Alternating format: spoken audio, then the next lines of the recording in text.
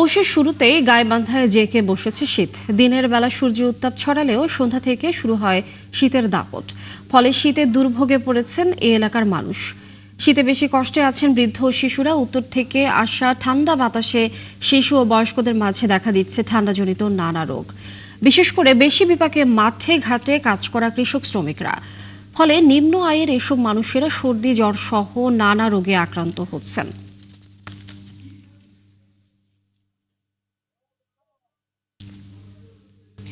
দর্শক, গাইবান্ধা শীতের সর্বশেষ খবরাখবর আমরা জানবো। আমাদের সাথে এই মুহূর্তে যুক্ত হচ্ছেন সহকর্মী শামীম আল শাম্য।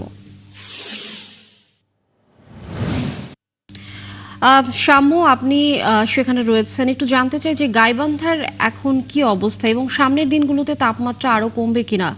আবহাওয়া অফিস থেকে কি তথ্য জানতে পেরেছেন একটু জানাবেন।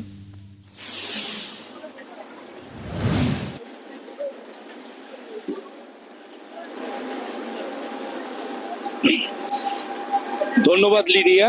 আপনার শেষ প্রশ্নের উত্তর দিয়ে যদি আমি শুরু করি, গাইবান্ধায় আসলে কোনো আবহাওয়া অফিস নেই। গাইবান্ধায় তাপমাত্রা নিরূপণ করে কৃষি বিভাগ। কৃষি বিভাগের দেওয়া তথ্য অনুযায়ী আসলে প্রতিদিন তাপমাত্রা 1 ডিগ্রি সেলসিয়াস করে কমছে। যেমন গতকাল ছিল 15 ডিগ্রি সেলসিয়াস তাপমাত্রা সর্বনিম্নটা, আজকে কিন্তু 14 ডিগ্রি সেলসিয়াস তাপমাত্রা। আর যে বিষয়টি আমি আপনাকে জানিয়ে রাখি, গাইবান্ধায় সূর্যের দেখা মিললেও দিনের বেলা, রাতে কিন্তু আসলে শীত একদম জেঁকে বসেছে। এই কুয়াশায় চারিদিকে কুয়াশায় ঢেকে যায় এবং বৃষ্টির মতো কুয়াশা পড়ে। বিশেষ করে গ্রাম অঞ্চল এবং গাইবান্ধায় যে 4টি উপজেলায় ব্রহ্মপুত্র, তিস্তা এবং যমুনার যে চরাঞ্চল আছে, 165টি চরাঞ্চলে প্রায় 4 লক্ষাধিক মানুষ বসবাস করে। তাদের দুর্ভোগটা কিন্তু একেবারেই চরমে, কারণ এই শীতের সময় তাদের ছনের ঘরে অনায়াসেই গলিয়ে বাতাস ঢোকে। ঠান্ডা কনকনে বাতাসে তারা কিন্তু গুটিসুটি হয়ে থাকে পরিবারের সবাই মিলে।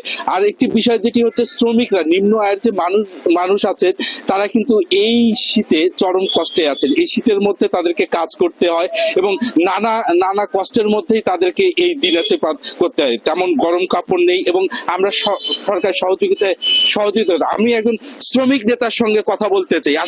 আসলে এই যে শীত, গাইবান্ধায় শীত পড়ছে, আপনাদের শ্রমিকরা কেমন কাটছেন? একজন শ্রমিক নেতার সঙ্গে আমি কথা বলতে। ধন্যবাদ আপনাকে এবং 71 টেলিভিশন গাইবান্ধা জেলা এবং আমার ব্যক্তিগত পক্ষ থেকে অনেক অনেক ধন্যবাদ যে শীতার্ত মানুষের দুর্দশার কথা তুলে ধরার জন্য। কেমন আছেন আপনাদের? কেমন ভাবে চলছে আপনাদের শ্রমিকরা? আমাদের শ্রমিকদের, আমরা তো গাইবান্ধা জেলায় যারা শ্রমিক অসহায় অবস্থা, একদিকে আমরা বন্যা দুর্গত এলাকা। শামীম আল শাম্য, আমরা আবারও ফিরবো, এ বিষয়ে জানবো বিস্তারিত পরবর্তী সংবাদ সংযোগে। আপনি যুক্ত থাকবেন আমাদের সঙ্গে। দর্শক, গাইবান্ধা শীতের সর্বশেষ খবরাখবর আমরা জানছিলাম।